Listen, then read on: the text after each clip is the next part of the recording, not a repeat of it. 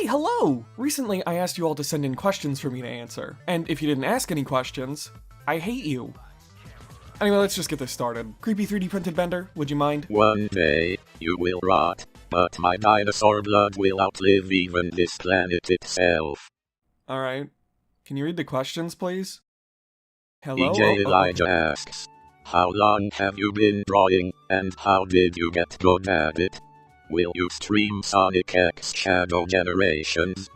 Will you ever make a public Discord server? I'm gonna answer this question in reverse order since the latter two questions included I don't have much of interest to respond with. First up, to answer the Discord question, no. I have a lot of reasons for this, like logistically I'd have no one to help me run it, and more importantly, I'm a bit anxious at the thought of being in charge of a possible drama time bomb. And I know I'm not very big by YouTuber standards, but I've seen communities smaller than mine implode on Discord and I'd rather just not have to worry about it. Besides, let's be honest, I'm a pretty closed off personality and prefer to keep to myself, which is why I only stick to one server that has my friends in it for the most part. So even if I did have a public Discord server, I probably wouldn't be taking part in it very often anyway. For your second question, maybe. I've streamed some Sonic games in the past and wouldn't mind streaming that version of Generations sometime after it comes out, but I'm also in no rush to stream it either. I've got other things I'd rather stream first, other Sonic games even, so if I do get around to it, it likely won't be for a little while unless I find the Shadow stuff specifically really worth playing for an audience. Finally, your first question, and this answer is going to be really boring just as a heads up. I've been drawing my entire life just about, and I got to the skill level I'm at now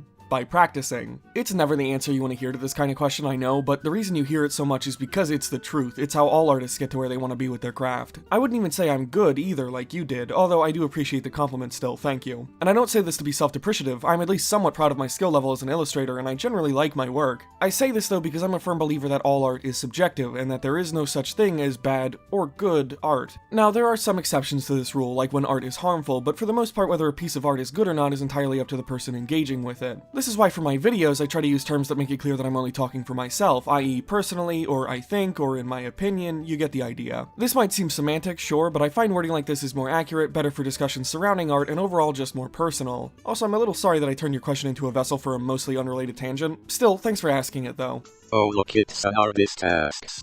You are given a hamburger, a beef patty between two bread buns, as is. There's a lettuce leaf, a tomato slice, a slice of onion, a slice of American cheese, and a couple pickle chips. What do you remove, if anything, and what do you add, if anything? I'm the kind of guy that doesn't go for much on his burger. Usually cheese is enough for me, maybe bacon sometimes. Never pickles, though. I hate pickles. Anyway, thanks for the question. MKWD64 asks, is there any games that you disliked, or even hated when you first played it, but later on changed your mind, and grew to enjoy/love it? Maybe even vice versa. Oh, plenty. At least for the first part of your question. The second part is a little trickier to answer. My biggest and maybe most surprising answer for that first part though would probably be Half-Life, a game I absolutely adore and is easily in my top 10, or at least top 15. If you'd asked me what I thought about the game after my initial playthrough though, you would not have gotten that impression from me. My first run of the original Half-Life, which I first played at age 16 nearly 8 years ago, Jesus Christ. My first run of the original Half-Life, which I first played at age 16, was very frustrating and felt like a complete slog to get through. I still don't know what drove me to do this, but at some point not that long after that original playthrough, I decided to play the game again and had a phenomenal time. Maybe it was because I had prior experience, right? So I just knew the game better and also knew how to avoid the things that bothered me so much on that first run. And at this point it's been so long that I don't know what my major problems with the game were anymore. I'm so glad I overcame my issues with Half-Life though, because as I already said, I adore this game and it, alongside Doom, opened my mind up to the entire arena FPS genre, a personal favorite genre of mine to this day. Moving on to the second part of your question, I don't think there are many games I once loved but now hate, but perhaps you'll settle for a mild disliking/indifference because that's the best I've got. And this one might come off as a little bit of a shocker if you've kept up with my streams, but my answer here would have to be the new Super Mario Bros. Series. You see, when I was a kid, my options for Mario games were pretty limited. I had Mario Kart on the SNES, Super Mario World, my personal favorite Mario game, and New Super Mario Bros. Wii. New Super Mario Bros. Wii was the Mario game I played the most as a kid too. I wasn't very good at it, but I still loved playing it all the same. It was the game that made me obsessed with with this series. I was excited for every new Mario game after I played it, especially the ones I couldn't play because my family never had the consoles they were for, like 3D Land or 3D World. But then I got older, started saving some money, as well as getting lucky with my family picking up new Nintendo consoles again, and managed to play all these Mario games that I missed out on. Unfortunately for New Super Mario Bros. Wii and the rest of the NSMB series, this was a double-edged sword. Having played the games that came before and after showed me that the NSMB series left me with a lot to be desired. And while I don't hate these games, like I said, I still think they're some of the worst the series has to offer if we're just talking mainline Mario. I'll always have a soft spot for Wii though. And thank you for your question. CookieZF9KV asks, where are you from? I'm from the planet Earth! Christian Mendez asks, what is your current location? Your walls. Agent A7818 asks, can you rank the Fadum Bitula endings? I could, but I don't know, that feels a little reductive. Fadum Bitula's endings aren't something I feel you can really rank on a tier list. This isn't like a traditional game that has multiple endings. Each one here is kind of important to Fadum Bitula's overall narrative, if you will. They're not exactly something you can separate from one another, so because of that I don't think I'll really be able to answer your question, sorry. Still, thank you for asking it.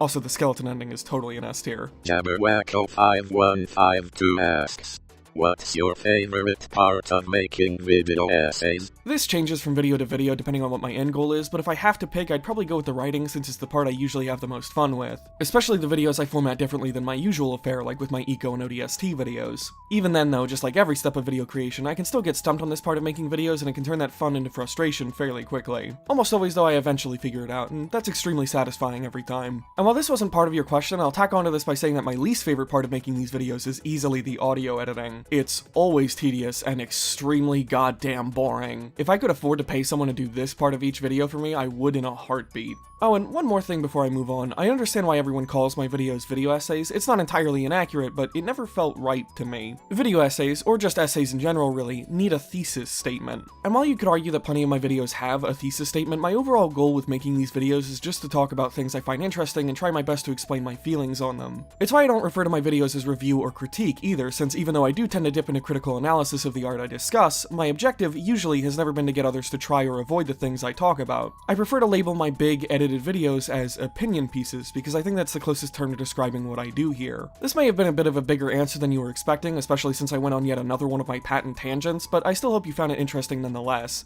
And thank you for the question too, of course. CQ Corruption Quest asks, ever heard of Planet Knob? I heard that game sucks. I can't say that I have, but after looking into it, it's something I'd like to talk about in the future someday if I get the chance. Hopefully it gets an English patch so that I can. Thanks for the question. Mania asks, what other YouTubers are your biggest inspirations, and why? If you know of one or all of these people, my answers for this are probably going to be extremely obvious as soon as I say them, but my biggest inspirations in video creation are Johnny of Some Call Me Johnny, James of Nitrorad, and Ross Scott of Scott. The thing I've always found appealing about these three in particular is that the way they all talk about the topic they're covering for any individual video is extremely natural. They're not putting on a voice for the camera, they're not using overly flowery language to sound smarter, they're just talking, like you or I would. And the tone they all usually go for isn't excessively serious like some video essayists do, or extremely over the top like the AVGN clones of yesteryear. No, I think they've all found this nice balance that helps them come off as more relatable, and I really hope that that inspiration shows through my work as well. And I don't want to be exactly like those guys either, obviously. I want my work to stand on its own and be a clear representation of me. But these three in particular helped me figure out how I wanted to go about creating my videos, and I'll always hold them in high regard because of that. Unless they all turn out to be terrible people, which, man, that would fucking suck. Thanks for your question. The ghost with the most 789 asks, why are all of your streams so nasty? Thinking emoji. Oh, easy! Mental illness. Rambly Prism asks, what's been your favorite stream so far? Smiley face. Oh, hey, another stream question. And this is one of the hardest questions to answer so far for me, and not because I think it's hard to choose. No, it's more because I don't really remember my streams that well. I remember bits and pieces, and sometimes I'll put on one of my older streams just to see what myself or my friends have said to see if anything has changed about our thoughts on the various things we've talked about. But unfortunately, I have the memory of a goldfish, and if you ask me what specifically happened in any one of my streams, I would not be able to answer you very quickly. But I suppose I should still try to choose, and I think I'll go with the streams I started doing a little while ago where any of my friends can join or leave whenever they want. Not only does this make things less taxing on my side with having to try and schedule things out with my buddies, it also means they don't have to worry either with there being no real pressure to be on, since they can drop out whenever they please. These streams are also a lot more hectic than my older ones, which is usually just extremely entertaining to both be a part of and to watch. Maybe not the most satisfying answer, but I hope you still got something out of it. Thanks for asking. PZ Player asks, do you plan on getting Sonic X Shadow Generations? And if so, do you want to use any of the skins? Which ones? Yeah, definitely at some point, unless it turns out to be a complete mess, which isn't out of the question when it comes to Sonic Team, unfortunately. It'll probably be fine, right? Anyway, to answer the other part of your question, I don't really know, honestly. Sometimes when games have alternate skins, I find myself changing them out all the time, like in Insomniac Spider-Man or in Crash Bandicoot 4. Other times, though, games will have them as an option, but I just find myself never using them. I guess I'll find out if, more likely when, I get around to picking up the game myself. And if I had to choose prematurely which skins I'd use, the Tyrios and Adventure skins are at the top of the list. I'm a sucker for skins based on the history of a series, like how Tyrios is based on concept art for Shadow from SA2, and how the Sonic Adventure skin is, well, based on how Sonic looked in Sonic Adventure. Thanks for the question. Flyer WX1PQ asks, what's your thoughts on Epic Mickey? Rebrushed. I'm sorry to tell you this, but I'm not going to say much here since I plan on making a video on Rebrushed at some point in the future. I'll still leave you with this though. I think Epic Mickey Rebrushed is a solid remake of the original that's probably going to be my go-to version from here on out, but I also think it's still riddled with a lot of the same problems the original had that I really wish had been addressed. Thank you for your question. Wormyman asks, hi. Alright, I'd say it's time to wrap this up. This was fun to do, and I wouldn't mind doing it again sometime in the future, possibly for another milestone. Speaking of which, thank you to everyone who subscribed to me over these past 2 years. You helped me get to a point I didn't think I'd ever reach, which for many YouTubers is a very small one, but to me it's huge and it means the world. And thank you again to all the people who were kind enough to ask me questions. I hope you got the answers you were looking for. Now, time to get back to it.